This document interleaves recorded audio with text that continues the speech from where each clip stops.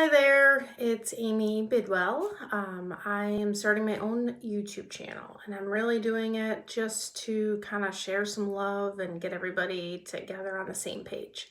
So this is my first official one. I've done a couple trial runs that were somewhat successful, but anyways, I'd like to have a purpose for each one of these. So today's purpose is tell us your story.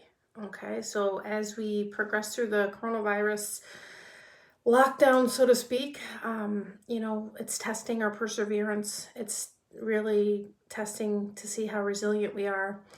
A lot of us have a lot of different stories to share, and those stories tend to help us get through some struggles at times. Okay, so there's a lot of issues going on right now. A lot of us are stressed, losing jobs, working online, learning online, lots of different things are changing. How resilient are you? And so when you think about this, think about what are some things that has happened in your past that have helped you be successful. And then kind of tapping into those times to use now as a way to get better and to get through this tough time. So my story, a lot of people think that they know me, but actually they don't know me it really well at all. Just my close friends. But I actually, come from a family that was, lower class. I was generation, first generation student, and my sister, I had two older sisters. I have two older sisters, and neither of them went to college. My parents didn't go to college. My mom wasn't allowed to go to college.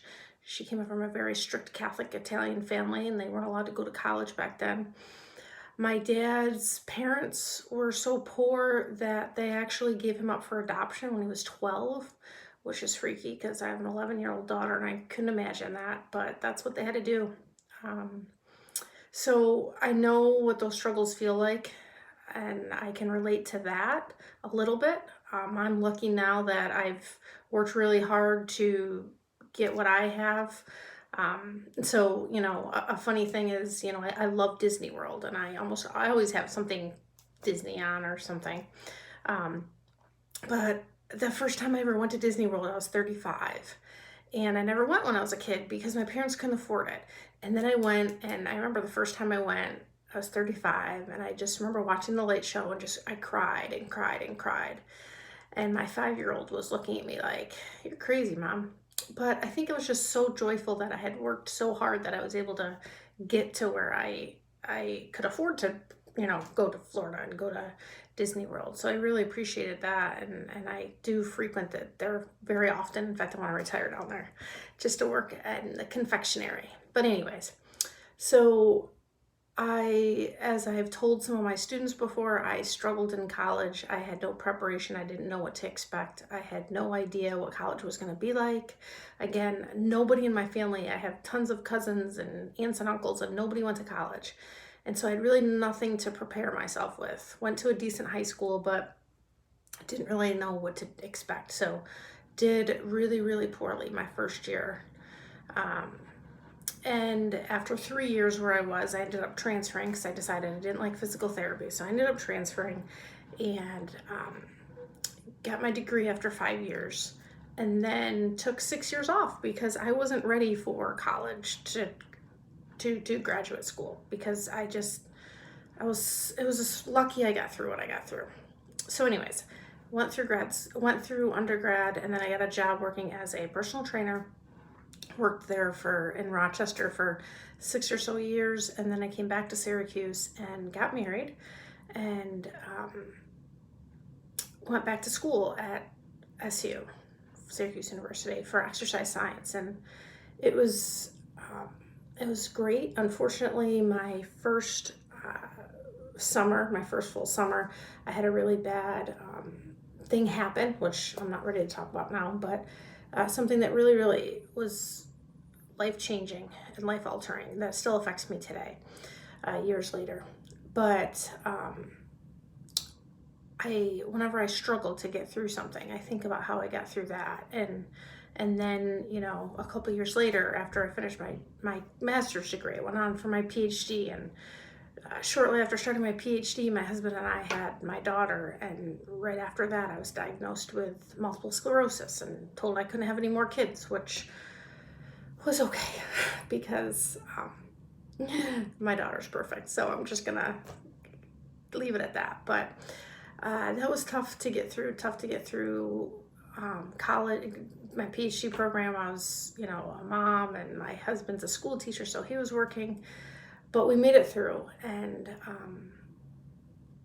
I look back at everything that I have now, and I thank my parents for not enabling me and not pushing me to a point where I felt like I couldn't do it. They supported me 100%.